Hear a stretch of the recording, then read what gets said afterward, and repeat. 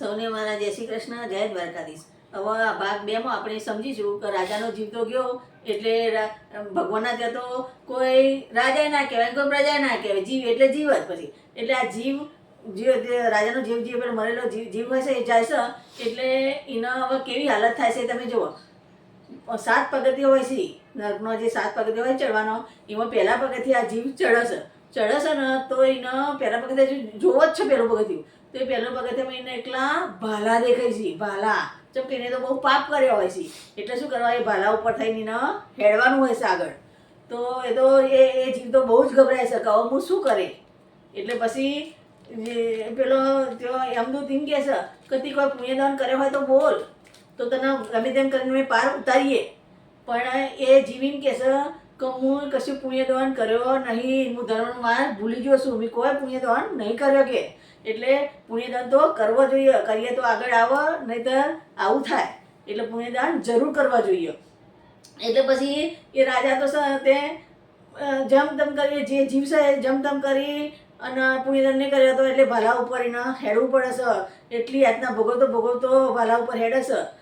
અને પછી બીજું પગથિયું આવે છે. એ જોઈને એ ધ્રુસકે રડવા મળે છે. એટલે પછી પેલો યમદૂત શું કહે છે, તી કોઈ પુણ્યદાન કર્યો હોય તો બોલ, તો તને પગરખો લાવીને આલું. એટલે એમ કે પગરખોનો કોઈ દાન કરે છે, ચંપલનો કોઈ દાન કરે છે કે ચંપલનો દાન કર્યો હોય તો આ કોટા ઉપર તને ચાલવા ચંપલ આપું હું તને અહીંયાથી કહું. તો પેલો જીવ એમ કહે છે, મેં કોઈ પણ મને પુણ્યદાન નહીં કર્યો, મને ફરી પડે તમે આવું પૂછશો ના, મેં કોઈ કીધે કોઈ પુણ્યદાન નહીં કર્યો કે.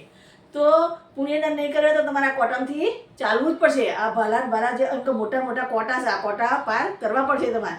એટલે પછી એ જીવ છે એ રોતો ધ્રુસકે રોતો લોહી લવણ પગે થાય છે અને એ કોટામાં થઈને પસાર થાય છે. પછી ત્રીજું પગથિયું આવે છે. ત્રીજું પગથિયું એનો ત્રીજા પગથિયે ચડવા જાય છે તો એને ભૂખ અને તરસ બહુ જ લાગે છે. એ જીવનો તરસ એ બહુ લાગે છે અને ભૂખે બહુ લાગે છે. હવે એ ખાય હું કશું ખાવાનું એને કોઈ બે હાથે કોઈ પુણ્યદાન કર્યું હોય તો ખાવા મળે ને. કશું કર્યું નહીં. રાજા પોતે હોય છે, રાજમાં રાજા હોય તાન, પણ એને કોઈ પુણ્યદાન નહીં કર્યું હતું તો એને ચોથી ખાવાનું મળે. કશું કોઈ પણ બે હાથે પુણ્યદાન કર્યું છે તો તમારે આગળ આવશે, નકર નહીં આવે કોઈ દિવસ, કોઈને નહીં આવે. એટલા માટે તમે પુણ્યદાન કરતો રહેજો બધા જો હોય તો. એ ત્રીજા પગથિયે ચડે છે, એને ભૂખ ને તરસ લાગે છે. તો કોઈ કહે તમે કોઈ પરબ બંધાઈ હતી, કોઈને ગ્લાસ પાણી પાઈ હતું, કોઈને છાશ પાઈ હતી, કોઈ ઠંડુ પાઈ હતું, એમ કે ગરીબોને કોઈ વેચ્યું હતું, કોઈ પાઈ દઉં તો તને કે તારા આડે આવે ને હું તને આપું. તો કે ના, મેં કશું જ પુણ્યદાન નહીં કર્યું. તો કે તમે ભૂખ ને તરસ વેઠ સુધાર, તને કશું મળશે નહીં. પછી એમ કરતા એ ચોથા પગે જેમ તેમ કરીને પાછું ચોથું પગથિયું, ત્રીજું પગથિયું કરીને ચોથું પગથિયું જેમ તેમ કરી એ ચડી જાય છે. અને એટલામાં 5મું પગથિયું આવે છે. 5મું પગથિયું આવે છે એ જીવને 5મું પગથિયું ચડવું બહુ જ કાઠું પડે છે. જેમ કે 5મા પગથિયું હોય છે રુધિરની નદીઓ, એટલે એમ કે લોહીની નદીઓ હોય છે. એટલે પછી કે એમ કે તી ગાયનો દાન કર્યો છે, કોઈ ગાયનું દાન કર્યું હોય તો તમે ગાય આ લોહીની નદીઓ પાર કરાવે કે, નકર આ લોહીની નદીઓમાં તારે જવું પડશે, એ પાર કરવી પડશે કે. એમ કે તો એમ કે મનુષ્ય અવતાર સારો મળે છે તો તમે આવું બધા પુણ્યદાન કરવા તો તમારે આગળ આવશે. નકર તમે શું કરશો, આવું થશે બધું. જો રાજાના જીવને કેટલી યાતના ભોગવવી પડે છે, એવી યાતના ભોગવવી પડે તો એ રુધિરની નદીઓ પાર કરવી પડશે કે તમારે પાર કરવી પડે. તો આ જીવને રુધિરના એને કોઈ પુણ્યદાન કરીને હેદવા રાજાના જીવે, એટલે એના રુધિરની નદીઓ લોહીની નદીઓ બધી પાર કરવી પડે છે. એટલામાં પછી 6ઠું પગથિયું આવે છે. 6ઠું પગથિયું જોઈને તો રાજાના હોદ્દા એનો જીવ બધો એકદમ ગગડી જાય છે, એકદમ ધ્રુસકે રોવા મળે છે. એને જોયું નહીં જતું. જેમ કે 6ઠા પગથિયે આમ તો એને એટલા અંગારા દેખાય છે, અંગારાવાળો આખો સ્તંભ દેખાય છે. અને પછી અમૃત કહે છે એમ કે વનવા લાલ ગુમ અંગારા જેવો સ્તંભ છે ને એને બોધી કાઢો કે. એટલે એમ કે જો તમે ઉપર અને પાછા આકાશમાં એના ઉપર બધા વિમાન, વૈકુંઠનો વિમાન દેખાય છે. તો જો તમે એમ કે દોન કર્યો હશે કોઈ તો વિમાન તમને અંગારામથી બચાવશે અને વિમાન લઈ જશે, તમને વૈકુંઠમાં લઈ જશે. પણ જો તમે કોઈ દોન ના કર્યો હોય તો પછી એ સ્તંભનો તમારા લાલ જેવા સ્તંભ હોય ને જે અંગારા જેવો એનો બાદ ભીડવી જ પડશે કે, ચાલશે નહીં. આવો તમારી અમદૂતો તમને એમ કે આવી શિક્ષા કરશે. એટલે તમે ચેતી જો ઉનાળામાં પરબો મંડાવી હોય તો પૂન આગળ આવે, શિયાળામાં કોઈને ગરમ કપડો આપ્યો હોય તો પૂન આગળ આવે, પછી ચોમાસામાં કોઈને સત નીચે રહેવા માટે કોઈ આપ્યું હોય, આશરો આપ્યો હોય તો પૂન આડું આવે.